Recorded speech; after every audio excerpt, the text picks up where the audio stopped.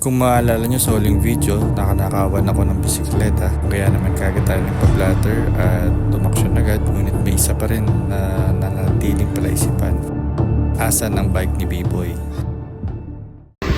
Tatanong tayo dito sa site kasi may nakita tayong kaparehas ng suot. Saka, tao po!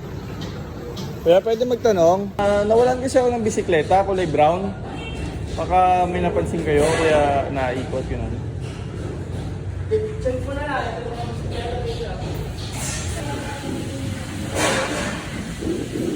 Nilabas siya dito. Tapos maya bumalik. Iba na yung suot.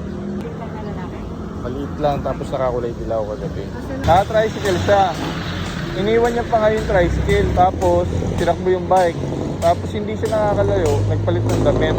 Para tayo ngayon nagpamarathon. Pabalik-balik sa mga iba't ibang barangay at saka sa highway. Paemit siya, Barangay Rosario.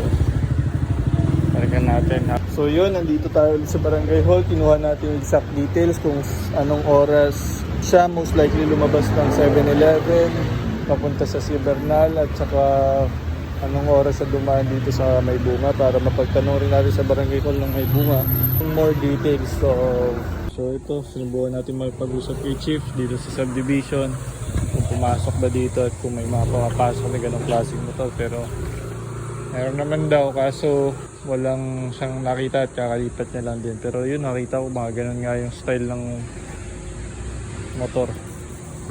Pasig Rosario Police Station, nagbabacktrack. Ito, kaparehas natin ng bike nandito sa PNP, pero hindi kaparehas ng brand lang. Problema dito sa si Raymondo lang din, walang CCTV sa taas. Medyo mahirap maghanap, pero palagbagin natin lahat ng kapulisan para hindi nila magawa yan basta-basta sa Pasig. CCTV si Happy Lee, namin tatanong doon natin, baka makita itong sa road.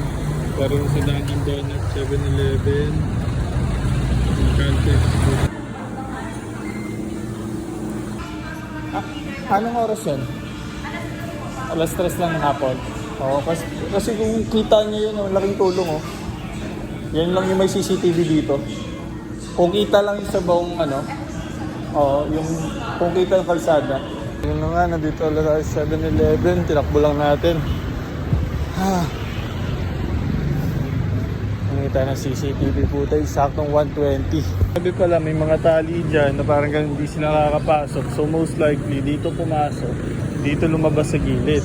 Ang tanong, mahahagip ba ng CCTV footage?